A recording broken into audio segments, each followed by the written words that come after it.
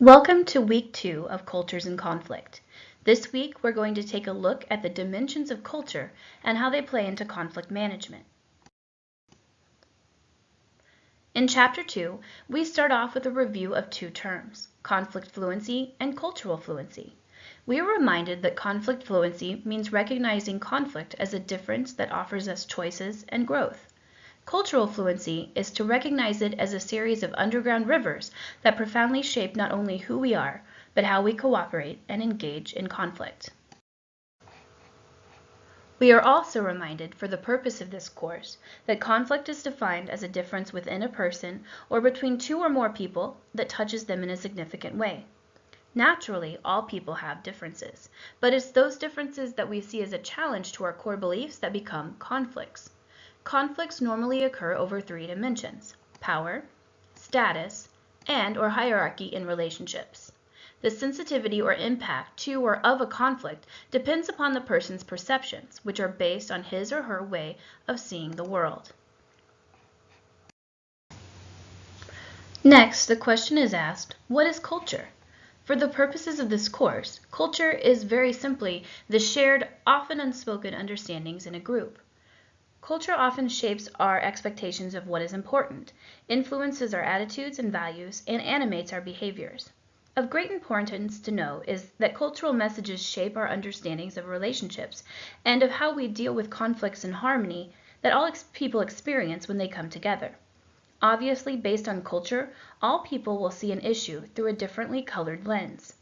Armed with this reality, we must understand the only way to work through a cultural conflict is to be aware that everyone has a different perspective based upon their lens, and as a result, we are going to see things differently than everyone else. There are many perspectives on conflict management. Those perspectives are normally formed based on life experiences gleaned as a result of power, historical experiences, leadership, and the triumphs and traumas we choose to carry throughout our lives. Our textbook tells us it is important to understand that since culture is always parts of all conflict, it is more than a topic related to conflict and conflict resolution. It is an integral part of all interaction. Our text tells us that culture is inextricable from conflict, although it does not cause it. A connection between culture and conflict can occur if one understands, as we discussed in Chapter 1, that there are three dimensions to conflict: the material level, the symbolic level, and the relational level. For effective conflict resolution to occur, all three dimensions must be addressed. Because culture affects all three dimensions, before conflict resolution can occur, cultural fluency must be present. Otherwise, one side understands the cultural perspective of the other side of the conflict.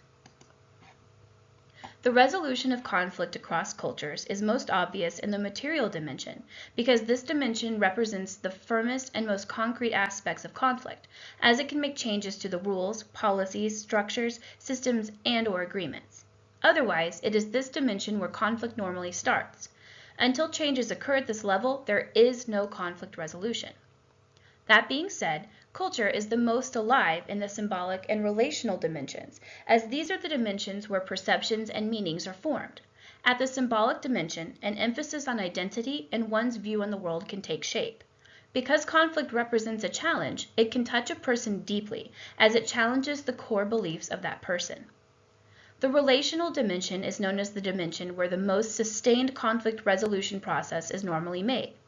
Because it is from the dimension that we communicate, it allows us to see the interdependence that conflict puts on each of us. Otherwise, through the relational dimension's ability to communicate, we can see the other party's point of view, even if we don't necessarily agree with it.